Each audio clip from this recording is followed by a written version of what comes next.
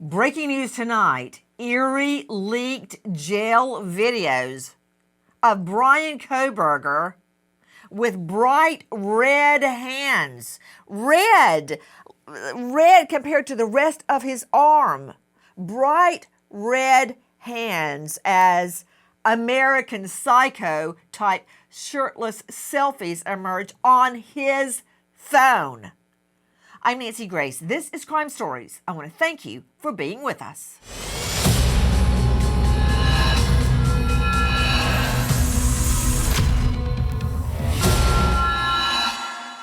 I think he was an incel. Don't ever try to convince yourself you mattered just because someone finally said your name out loud. Incels hate women because they can't get them, because they got the girl, not him. If you hadn't attacked them in their sleep, in the middle of the night, like a Kaylee would have kicked your ass.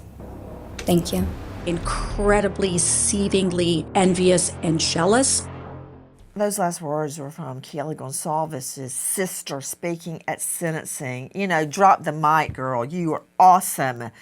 But to tonight's stunning reveal, these American Psycho type shirtless selfies and so much more emerging on Bryan Kohberger's phone.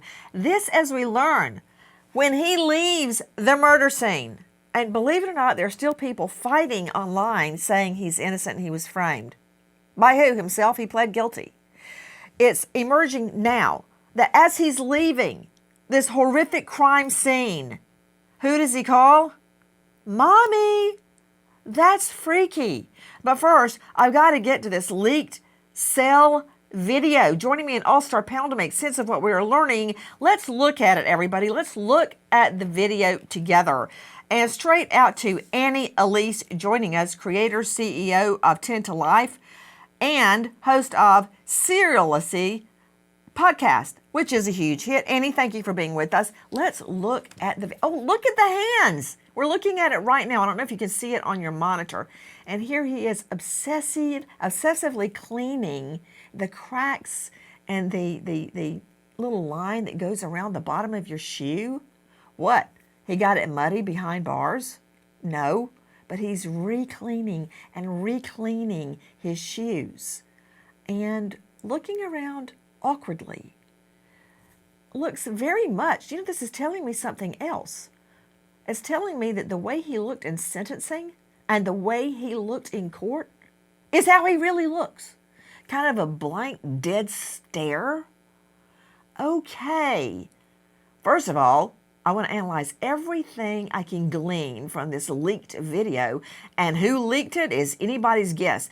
You know, jails are falling over themselves to say, it's not ours, it's not ours. Hey, it's somebody's. Straight out to Annie Elise. Annie, what do you observe in the video? I think it's so interesting because, of course, everybody is glued to this, trying to analyze it because it's really the first movements we have seen for 3 years of him.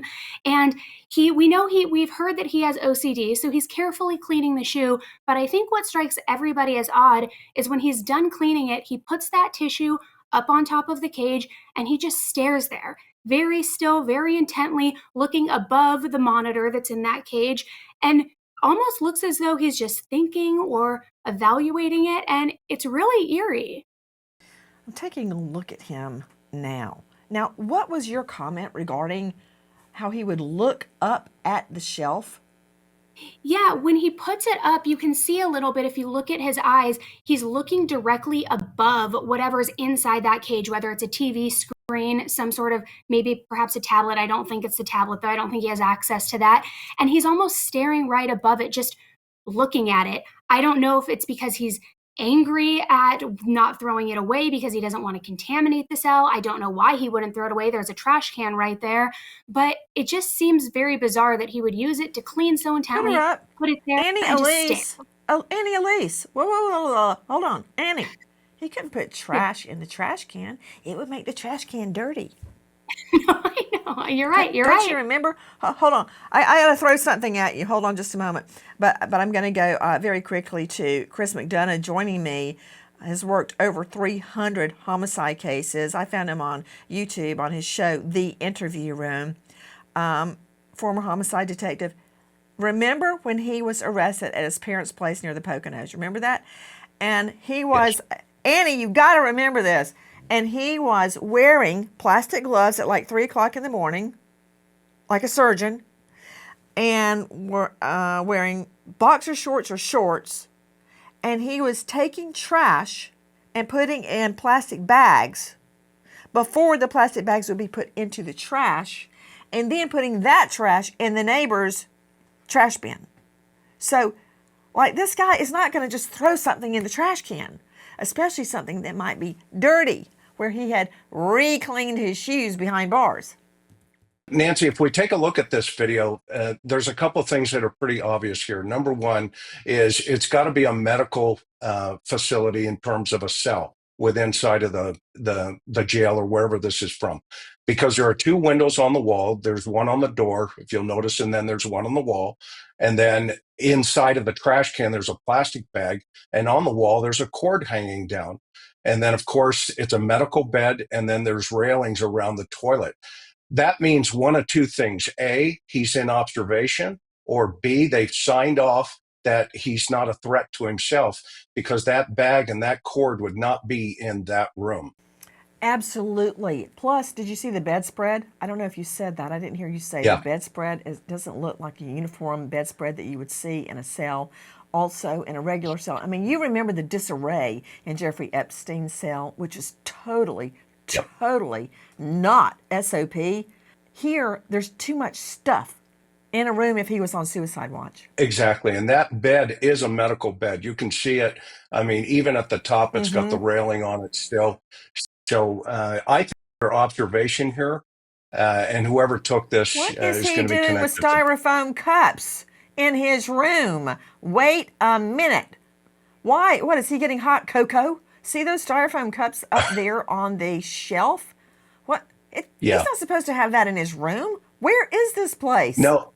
Of course, Well, that this tells video us- is yet to be verified by authorities, and the jails are falling all over themselves saying, hey, we didn't leak it. Somebody leaked it. Okay, why is he having hot cocoa behind bars? Why does he have styrofoam cups in there? Well, that tells us he's had two meals, because each comes with a drink. And so he's saving those cups for something, and the staff is letting him have it, to your point. So, yeah, this is a medical situation, I think, before they put him into isolation. McDonough, does somebody bring you hot chocolate in bed? Because nobody brings me hot chocolate in bed. Why is he getting his... What? How is he allowed to keep all that in his room? It's totally, completely against the ordinance behind bars.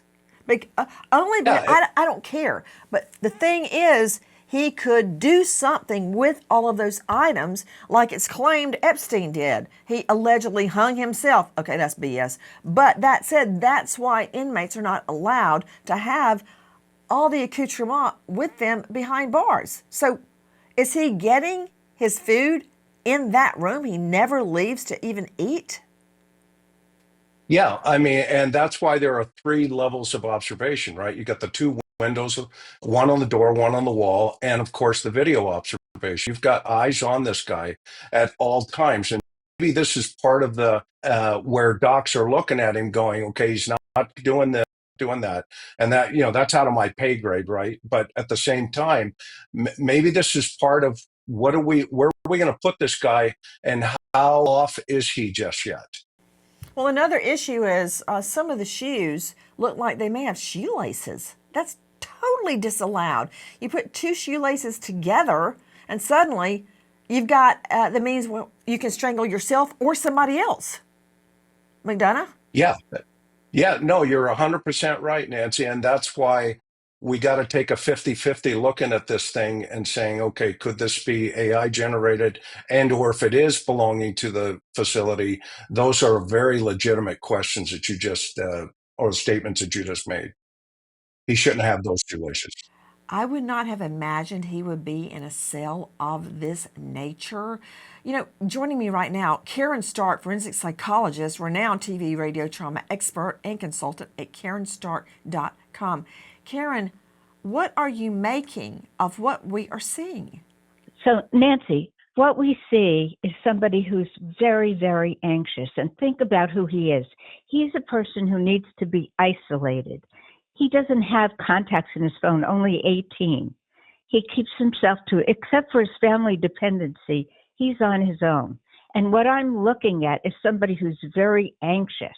We know about the staring. We know about the fact that he has that look in his eyes and he's a killer and a monster. But here he is, just looking ahead, looking at his shoes, very obsessive, compulsive. And I feel like he's extremely anxious because he's being observed. And he's not used to anything like that. He keeps to himself. Also, the fact that his hands are red, it's as though, he's calling out, I'm in distress. I don't know what that red is, if he cut himself and he was bleeding, but he's having a really difficult time Caryn, being there. how being do red observed. hands say, how in the world do having really red hands equal crying out, I'm in distress? I mean, I'm just a trial lawyer, but I don't understand what you just said. Well, to me, it doesn't make any sense. It's very spooky. Like, why are his hands red? And he knows he's being observed. Well, I think I've got a pretty good idea because he washes them obsessively, as we have discussed in previous programs. He washes his hands to the point his hands are absolutely cracking open and red.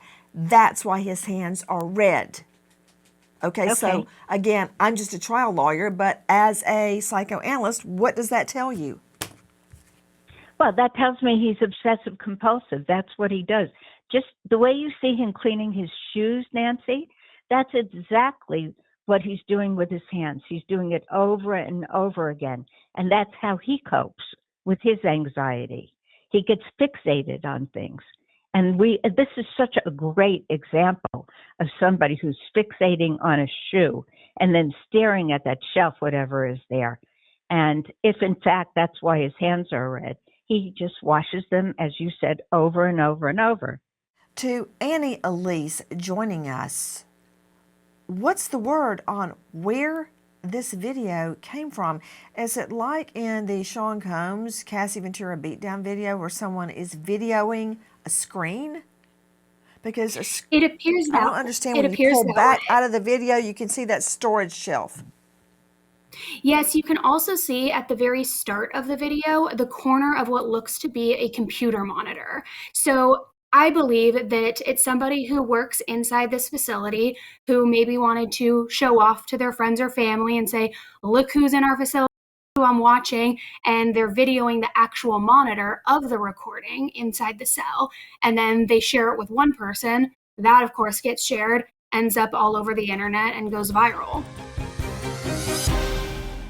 Hello, Nancy Grace here. To all of you homeowners, when's the last time you checked on your home title? If the answer is never, well, this is for you. Scammers steal home titles. Your equity is the target. Criminals forge your signature, and just like that, your home title is transferred out of your name. And that is why we partnered with Home Title Lock. So you can find out today if you're already a victim. Use our promo code Nancy at HometitleLock.com for a free title history report, plus a free trial of the $1 Million Triple Lock protection. That includes 24/7 monitoring of your title, urgent alerts to any changes, and if fraud does happen, they will spend up to $1 million to fix it. That's HometitleLock.com, promo code Nancy. See those droplets of blood right there? Do you know what that means? He was standing there with the knife in his hand. That is arterial spray where Ethan's throat was cut, and every heartbeat created that pattern of blood. The brutality here that has been exacted on these kids is unimaginable. It's unbelievable. In the newly emerged jailhouse video leaked by investigation pending, the video is infuriating victims' rights advocates who think about the brutality and how these 4 beautiful young students were murdered. And now he has what? A penthouse suite at the jail? He's got a huge bed by jailhouse standards as opposed to a bunk. He has, look at this, plenty of walking around room, shelves, multiple pairs of shoes. He's doing fine. The leaked video has yet to be verified by authorities, but now his selfies, his freaky American Psycho type selfies, are emerging. Listen. Besides the chilling selfie he took giving the thumbs up hours after murdering 4 university students, Kohberger's cell phone is filled with creepy selfies posing shirtless and flexing his muscles. Had Kohberger gone to trial, experts from Celebrite would have testified about Kohberger's phone and how he attempted to hide his movements by powering off his phone with 100% battery driving to and from the crime scene, and how his cell phone use would have taken down his alibi, claiming he was driving around in the dark looking at stars. Celebrite expert Heather Barnhart says if you're stargazing and taking pictures of the sky, your phone needs to be on. And joining us right now, a very special guest, Heather Barnhart, lead digital forensic investigator in the Bryan Kohberger case. SANS Institute fellow, that's System Administrative Audit Network and Security, Senior Director of Forensic Research, Celebrite, which we learned way too much about during the Alex Murdaugh double murder case. She is also co-author of Practical Mobile Forensics. Heather, thank you so much for being with us. Tell us what you meant by that statement. He had so many selfies on this device. Bryan Kohberger loved himself. There was a level of vanity. And even if you look at that image right there, the scrubbing of his knuckles, the redness in his hands in the cell, he was obsessive. He didn't like to be dirty, but he loved to look at himself. We found cached YouTube images of Christian Bale as American Psycho standing in front of a mirror with blood spattered on his face. And as you can see in many of these selfies, he has that same look. He has that same dead stare and almost this vain appreciation of who he is and what he thinks he is.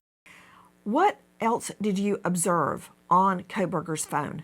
Oh my gosh. So he was obsessed with serial killers.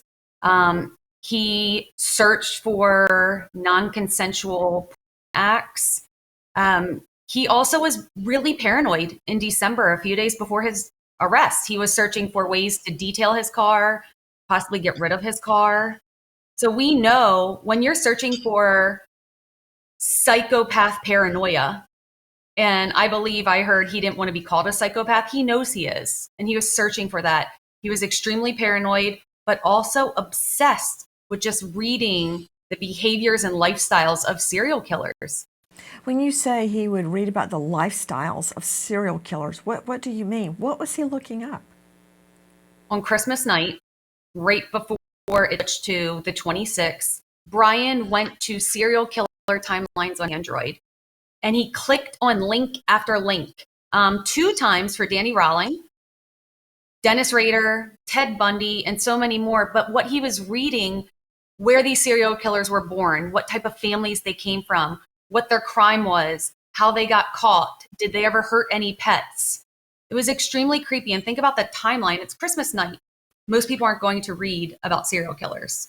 You know, I was looking at your analysis, Heather Barnhart, and for hours he looked up Betty Lou Beets, Randy Kraft, William Lee, Danny Rowling, Joel Rifkin, Ted Bundy, John Wayne Gacy, so many others, Rodney Alcala, Robert Hansen, Gary Ridgway. Wow, Ed Kemper, one of the worst, Dennis Rader, aka Bind, Torture, Kill, BTK. And that is on, is it Christmas night or Christmas Eve night? It's on Christmas night into the hours of the 26th of December. And you said he had a huge cache of American Psycho saved? Were they stills? Did he actually download the movie? They were still shots from YouTube. So it's almost as if he either captured it or his Android captured it on his behalf as he was watching. He watched Ed Kemper mannerisms on YouTube. So different things that just don't make sense. Even if you're a criminology major, do not make sense. Now, that's interesting that you said that, because I imagine that the defense would be, well, he's a criminology student and that's why he's doing this. But you say, and I agree, that it doesn't make sense. I have my own reasons, such as he's doing it on Christmas night, number one, but studying it and getting screen grabs of Christian Bale without a shirt on, Bale, that's not real, okay? Christian Bale is not a serial killer, but yet he's getting these shirtless selfies type shots of Bale and saving them and then reenacting them. So that has nothing to do with his criminology degree. But why do you say that, Heather? I majored in forensic science. I majored in bloodstain pattern analysis. You would get research projects. Your research wasn't to research every single one and repeatedly. He visited Danny Rawling twice on Christmas night and once earlier in November. So it was repetitive reading. Almost, to me, it felt like bedtime reading, something that would relax him because he was home with mother and father. So he didn't need them to put him to sleep. Instead, he leaned into something like this. Heather, do not move a hair. Joining me now is Josh Kolsrud, renowned criminal defense attorney, former assistant U.S. attorney, founder of Kolsrud Law Offices. Josh, do your clients ever totally skeeve you out? Yes, of course, but I try to remain objective throughout anything. I mean, when I was a prosecutor, we had situations that are very similar to this case as well.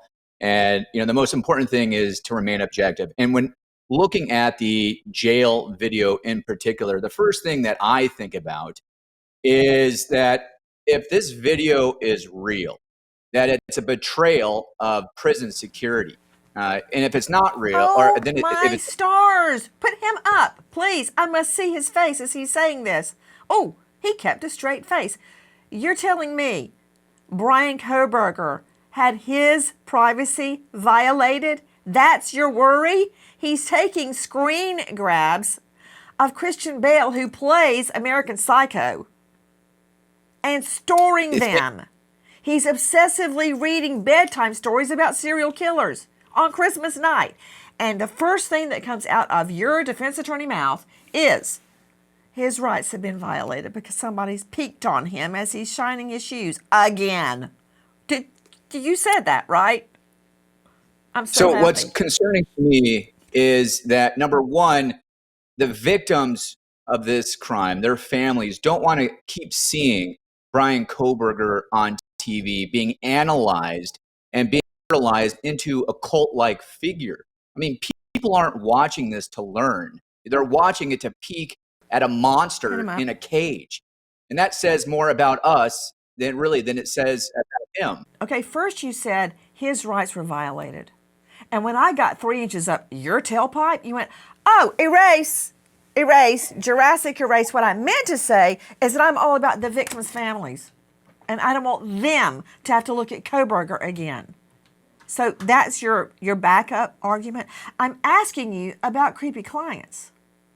And first you say Kohberger's rights have been violated because I can watch him in his cell. Now you're saying what you meant to say was you were trying to defend the victims.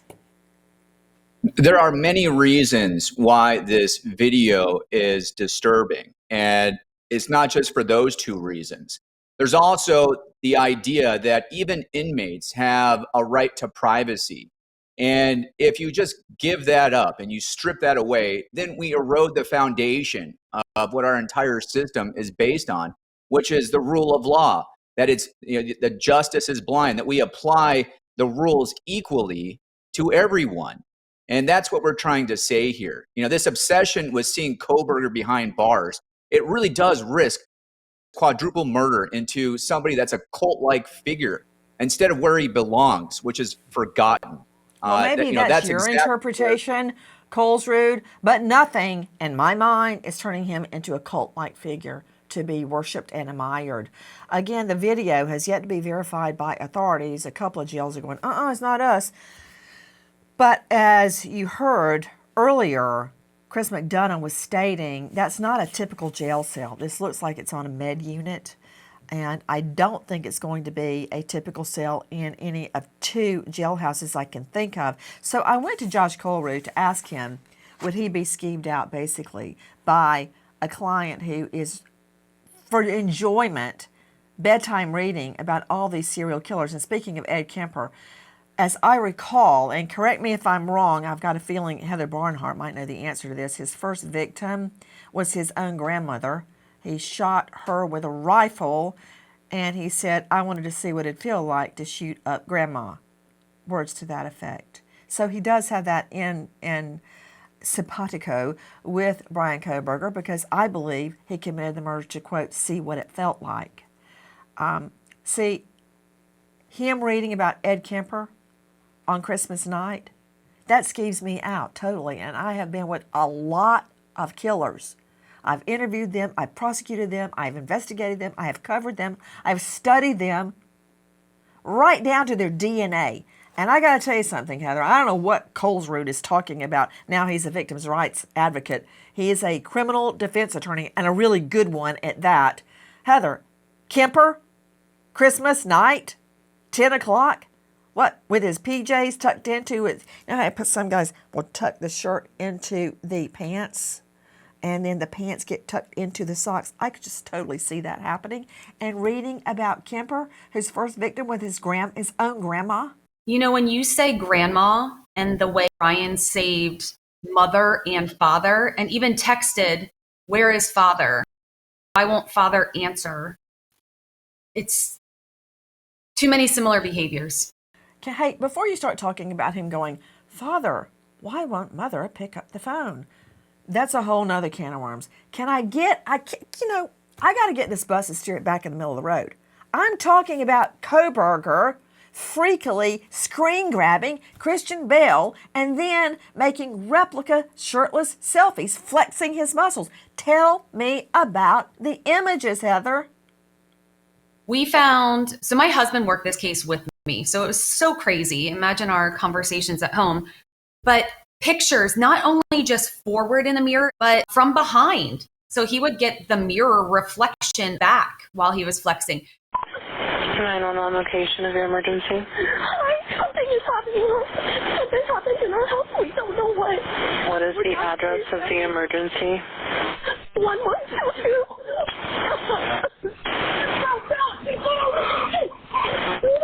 What is the rest of the address? Oh, Kings Road. Okay. And is that a house or an apartment? It's a house. Can you repeat the address to make sure that I have it right? I'll talk to you guys. We live at the White, so we're next to them. I need someone to repeat the address for verification. The address, 1122 King Road. When I first learned about the significance of organic bedding, I immediately got organic bedding for both the twins. And there are a lot of choices out there for organic bedding, but Koyuchi tops them all. Why? Because of their 35-year track record, incredible quality, and commitment to ethical production. Their organic crinkle percale sheets give you a cooler and healthier sleep year-round. And if you want healthy, handcrafted bedding that lasts a lifetime, go to Koyuchi. It's organic. It's the best thing you can do for yourself and your children. Get 15% off right now when you visit koyuchi.com/Nancy. That's Koyuchi, Koyuchi, koyuchi.com/Nancy to get that 15% off. Koyuchi, koyuchi.com/Nancy. Thanks, Koyuchi. His searches were not limited to violent. Kohberger's laptop searches reveal his obsession with serial killers, co-ed killers, home invasions, burglaries, and psychopaths, and his obsession with the Gainesville Ripper, Danny Rolling. Rolling broke into the homes of University of Florida students at night, murdering 5, 4 female and 1 male, raping the young women, decapitating one of them, and posing her head on the mantle in her home. Rolling's murder weapon, just like Kohberger, a K-bar knife. Kohberger even downloaded a PDF about rolling on his phone and watched a YouTube video about a K-bar knife.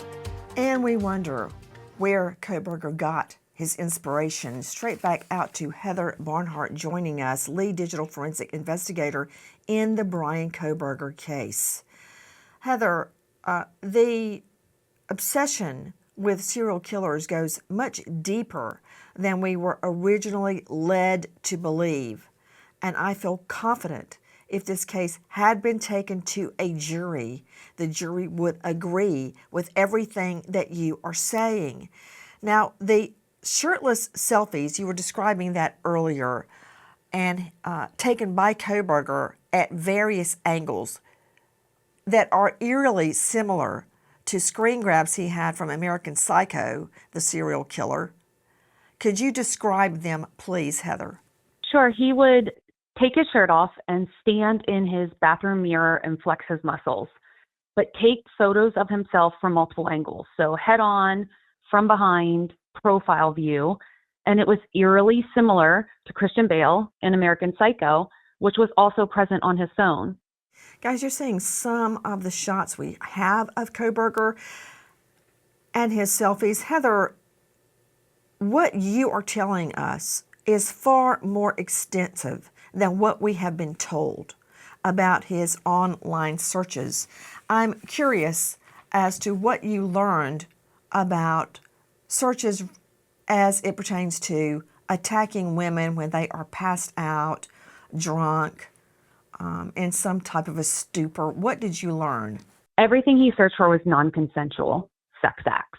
So think sleeping, passed out, nothing was what we would typically in digital forensics call normal searches. We also learn of Kohberger's attempt to erase everything digitally. Listen. 3 days after the murders, Kohberger runs an eraser software on his laptop, which is used to wipe data from the hard drive. The Celebrite team uncovers digital evidence even after Kohberger's best effort to scrub anything incriminating from his laptop and cell phone. They even discovered a pattern where Kohberger went to extreme lengths to try to delete and hide his digital footprint using VPNs, incognito modes, and clearing his browsing history. Heather, what does that mean? He intended to commit this murder, all these murders.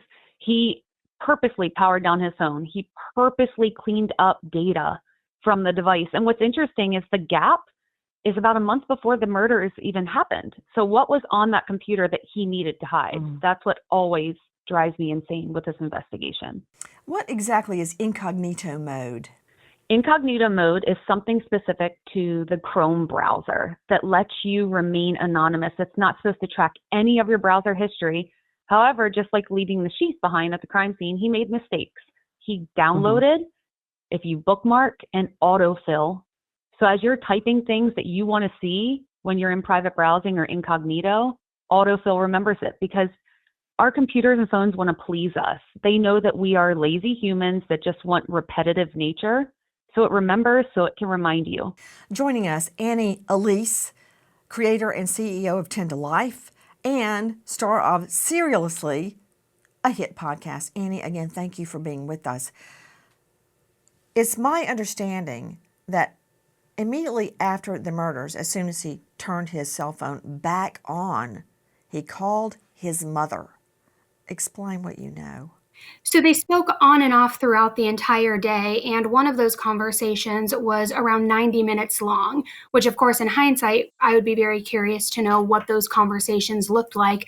But it's interesting, we have heard that he is very socially isolated, that Bryan has struggled to form personal close connections with peers, with partners. So through my case coverage and other cases, what I've learned from that is that people who are like often heavily lean on a parent, usually the mother too. They want that emotional regulation. They want to feel grounded. So I think that it makes sense that after the murders, he was trying to find his mom. When he couldn't get a hold of her, that's when he texted his dad saying, "Father, why did mother not respond?" And I think him calling her repeatedly and just wanting to have those conversations with her throughout the day could reflect his need for reassurance, for feeling grounded, especially if he was stressed and reeling from these murders. Heather Barnhart with us, lead digital forensics investigator in the Bryan Kohberger case. Is that true? His long extended conversations with his mother, including immediately after the murders? It's true. And this is typical behavior for Bryan Kohberger. He, every single morning, as early as 5 a.m. his time, up until he would finally go to sleep at night, constantly reaching out to mother and father. Okay, joining me, Caryn Stark, renowned forensic psychologist, TV radio trauma expert. What does it mean, Caryn? Well, it means he never let go of his attachment to his parents, Nancy. He really didn't have friends, and he was overly dependent on them. So they were everything to him. When he's anxious, when something happens, he's calling them and only them. And at his age, you never see that. That's development that's been paused. And that's not somebody who's a grown-up. You know, to Dr. Priya Banerjee joining us, board-certified forensic pathologist at Anchor Forensics Pathology. Dr. Priya, I'm trying to figure out, because I think there's a tie-in here. What is your analysis of why his hands are so bright neon red in that leaked jailhouse video? Oh, yes. I think it's, the soap's not the nicest probably, right? And I think that it's a harsh soap and it is repetitive use. He's he's scrubbing past the surface with irritation. And I think you can see the repetitive nature of everything he does. And he just can't get clean enough. And his anxiety is probably playing into it too. That, his circumstances are less than ideal for him and he just can't get a control over it. And he seems to be like a obsessive control freak, if you will. And that's really, the cycle that he's trying to break, but he can't. And I think it's using the same soap and scrubbing nature that's really irritating things. So, Caryn Stark, how does the obsessive hand washing fit in with the mommy complex? Well, he's got a lot of problems, Nancy. These are all psychological issues. He's obsessive compulsive. That's anxiety. So he spends his time not socially, but washing his hands, repeatedly doing things like cleaning the shoes that we saw. And his obsession with his mom, if you think about it, it's very eerie because you do not find that when someone is older. So he's not having any kind of a social life. He's isolated. He wants to be isolated. And it's all about his connection to his parents. Actually, I'm surprised that he went off to school because he can't connect with other people. Returning to his apartment after killing 4 people, Bryan Kohberger calls his mother. He then decides to return to the scene of the crimes around 9 a.m. and has 2 conversations with his mother around this time. Forensic analysis of his phone reveals Kohberger had no texts with friends or anyone outside his family other than a single group chat. He's also extremely awkward in texting with his parents, calling them mother and father. He likes communicating with his mother more than his father, and even texted saying, "Father, why did mother not respond? Why is she not answering the phone?" Joining us, an all-star panel, first to Josh Kolsrud, veteran trial lawyer, joining us out of Phoenix. I find all of the evidence we're learning now to be very probative, specifically as it relates to clearly planning the 4 murders far in advance. There's detailed planning of forethought. That's true. However, a prosecutor can lose a case in a variety of ways that have nothing to do with a defendant's guilt. So in this case, the FBI used a controversial technique in order to identify who Bryan Kohberger is or was. And that's the investigative genetic genealogy technique, where they would take his the DNA found on the knife sheet and they would create a fake profile on a genealogy website that prohibits law enforcement from doing this kind of behavior. And then they would plug it in and then ask the genealogy website if there are any relatives that are related to the fake profile that they created. And that's what they did in this case. But it doesn't just stop there. They gave the information to the local police, and then they told them not to tell anybody. They told them to keep it a secret and to pretend like they had discovered this information on their own. To Heather Barnhart, Heather, what else, if anything, did you find on Kohberger's phone? Oh my gosh, we found so much from paranoia, looking for federal wiretapping, to even a screenshot of you, Nancy, and crime stories from YouTube cached to his device. I'm sorry, repeat? Yes, you. It seems as if he would watch Crime Stories, your show, on YouTube, and it was cached to his phone. Okay, back to Caryn Stark. What, if anything, does that mean, Caryn? If we look at what he's interested in, what he's obsessed about when he's Christmas Eve and he's looking at his phone and he's looking up serial killers, then it makes perfect sense that he would be watching you and Crime Stories with Nancy Grace. What is a better place? I can't think of any, than to go and to watch you look at things, look at people who are analyzing, talk about killers. We talked about serial killers. So it makes perfect sense to me that you would be primary on his phone and he would be wanting to check you out and actually admire you. Heather Barnhart, what did you mean by was it a photo or was it our program? What did he have in the cache? It was YouTube. For Crime Story specifically, it would be him watching YouTube, and the phone is just smart enough and it will take little snippets and snapshots as you're watching something. So he was watching your show and the picture of you and the title of Crime Stories was saved on his device. To Chris McDonough joining me, who has worked over 300 homicides, 25 years in LE, star of the Interview Room on YouTube. Okay. It's typical to isolate onto, say, your prosecutor or a particular witness against you. But that's really freaky. Watching Crime Stories and or me to the point his phone saves it? Yeah. I mean, think about that in its totality here, right, Nancy? I mean, he's like a scientist who looks at bugs, and of how he sees people and what he does obviously with observing, criminal shows like yourself here is he's wanting to learn from you. So he's seeing you a little bit different. I mean, if you look at his contacts in his phone, he's got one of his contacts, he identifies her as Hair. Okay. Now think about that. He has depersonalized everything in life down to a singular word, and it's not even a name. So it does not surprise me at all. We may not understand the why on this guy. We definitely understand the what. Okay. What's in his mind, and then what he did and how he executed it.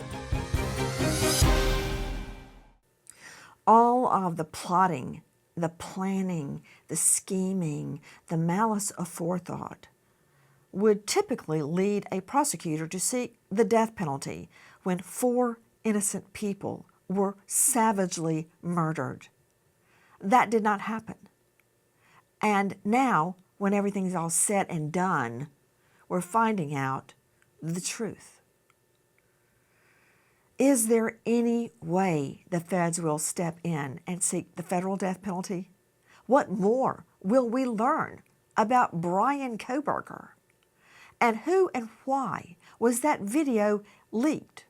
And can Bryan Kohberger get Crime Stories behind bars?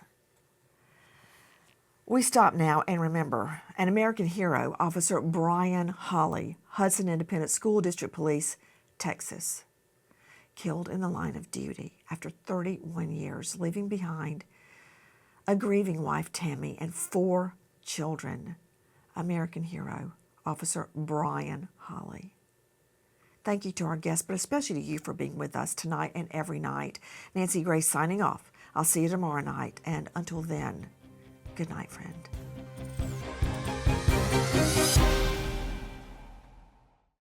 Please join us on our mission to find missing people, especially children, to solve unsolved homicides. If you're on the go, catch us on your favorite podcast app where you can get all of our content where we, in our own way, seek justice.